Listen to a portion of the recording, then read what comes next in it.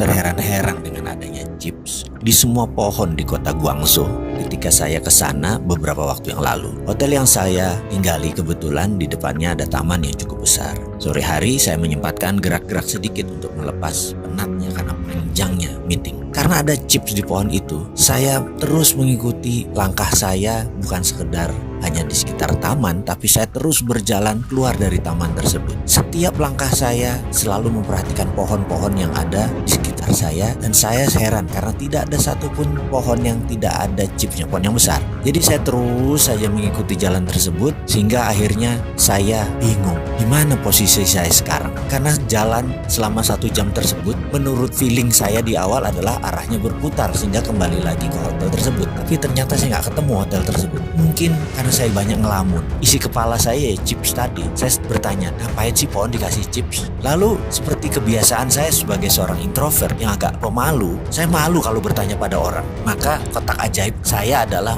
membuka Google Map sebagai solusi mencari jalan kalau saya lagi lost kayak saat itu. Saya pencet Google Map, yang terjadi adalah dia cuma muter-muter roaming. Saya baru sadar bahwa ternyata Google itu dikendalikan di Cina. Emangnya seperti di Indonesia search engine asing yang berkuasa. Kalau di Cina ya produk mereka sendiri yang berkuasa. Jadi karena saya nggak punya Baidu Map, ya sudah, akhirnya saya terpaksa tanya orang. Saya pun memilih bertanya kepada seseorang yang duduk di tepi jalan lagi sambil menikmati udara sore yang sejuk. Penampilannya kasual, dan saya pun bertanya, "Excuse me, could you please guide me to my hotel, the St. Regis? I'm sorry, I'm kind of lost," saya bilang.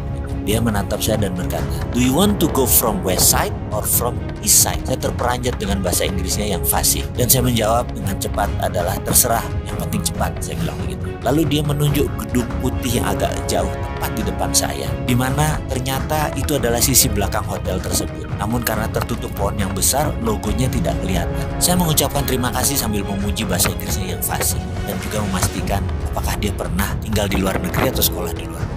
Lalu dia menjawab, "I never been abroad, but a couple years ago, I have a business export to America. So I need to be able speaking their language by phone and email." "Nice," saya jawab singkat. Lalu kembali saya bertanya, "And how about now? Still in business?" Dia jawab sambil menegakkan posisi berdirinya jadi lurus. "Yes, I'm business in Africa. Africa is one of China future. Very good prospect there for China." Sambil mendengar perkataan tersebut, saya mengucapkan terima kasih yang dijawabnya dengan hanya lambaian tangan. Kepala saya bertambah 2 masalah sekarang. Chip di pohon dan Afrika akan menjadi next China. Kok jauh bener ya mereka itu mikirnya. Sementara Indonesia mikirnya politik dalam negeri yang cakar-cakaran terus. Kapan ke Afrikanya?